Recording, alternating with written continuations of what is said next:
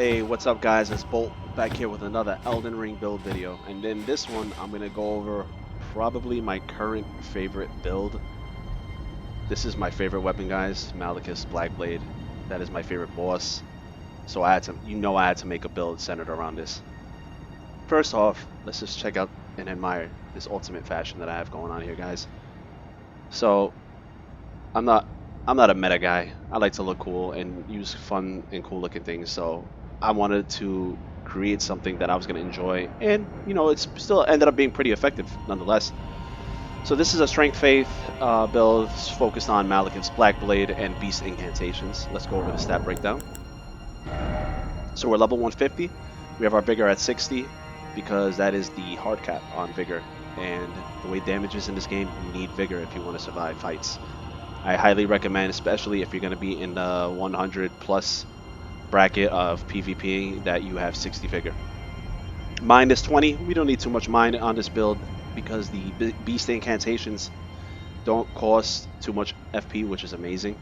The weapon ash on the Blackblade does cost a lot, but we don't spam that. That's just used in when the right time comes. Endurance is 35 to just as basically to wear the stuff that I have equipped. Strength 55, that is a soft cap for strength. I did not touch my dexterity. Intelligence I didn't touch, and faith is at 30 to boost our incantations further, because the faith requirement for the Blackblade is only 20.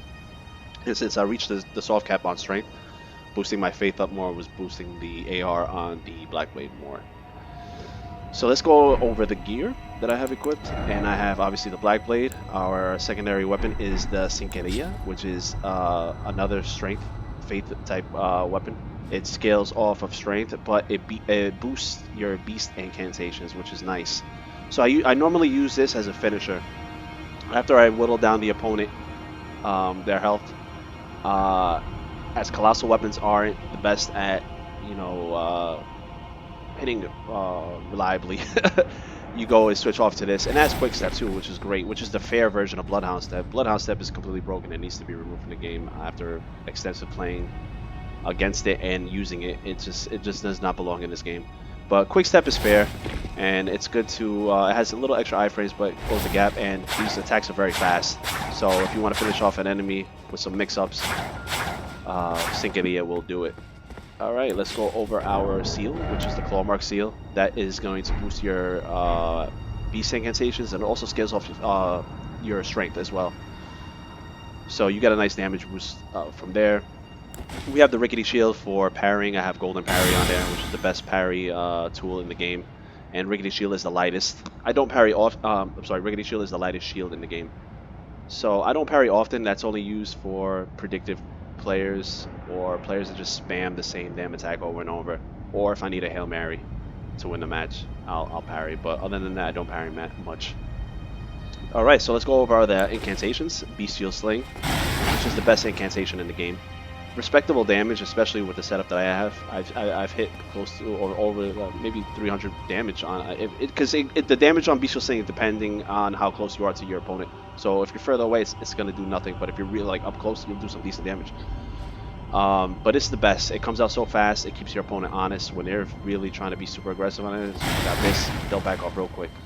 But the cool thing about Bestial Sling is that it combos into other spells. So as soon as you cast Bestial Sling, you switch to your next spell, and the second spell will come out faster. So a lot of people like to use Bestial Sling. It's a honed bolt, which will make the bolt come out insanely fast. But we're using our beast incant, so I like to cast the Bestial Sling, and they'll usually roll back after that. So then I gotta check this. So then I usually like to combo that into the Stone of the Rock like that, because I'm much faster, and then I'll be able to roll catch with that. I do have Beast Claw as well, and a lot of people don't know with Beast Claw is that you can charge it and hold it down, which will throw off your opponent's timing. That's great. That's nice for mix-ups. So the first time you use it, you might want to just not charge it and just throw it out quickly. The second time you use it, charge it up. Critical for them roll catching. And then Gronk's Beast Claw, which is another mix-up. I don't use this one too often, but if somebody's like chasing me or if I'm surrounded, then I'll hit them with this little AoE blast. So that basically sums up the incantations. I do use Bestial Vitality for invasions. I don't use it during duels because some people look down upon extra healing in duels. I'm an old school Souls player, so the only healing that was never allowed was through your flask.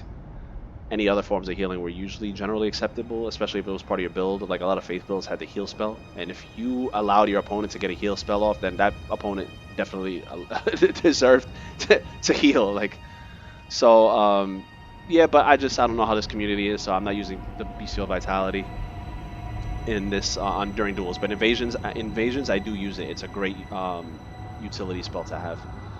So let's go over the Blackblade, my favorite weapon. It's a colossal weapon, guys. You know colossal weapons suck. They're not meta. So you have to use them a certain way if you want them to be efficient. So with colossal swords, your bread and butter is the crouch poke attack. So you'll run up to an enemy, crouch, and then you'll do that. It comes out really fast and it has really great range. Same thing with the rolling attack. And the jumping R2s have really good range on these. So those are going to be your 3 attacks that you're going to be kind of spamming, unfortunately, because FromSoft decided to remove 2-hit combos. Back in the other Dark Souls games, especially Dark Souls 3, you were able to combo 2 R1s together. You get hit with an R1, you were guaranteed a second R1, which would make colossal weapons great because they do great damage. So the R1s are going to be just used as mix-ups. You're going to use R1s just to throw your opponent off, and instead of just spamming your crouch poke attacks all the time. Sometimes you got to throw out a different attack just to throw them off. And then the best part of this weapon is this Destined Death. There is a reason why the demigods feared Maliketh, and it's because he wielded the death rune in his sword, the Destined Death. So what this thing does, it gives you giga hyper armor, super poise on that attack. It does a percentage based type of damage to your opponent, and it lowers their health pool. So it's really, really good. That's why we have the Shard of Alexander on there to boost it up even more.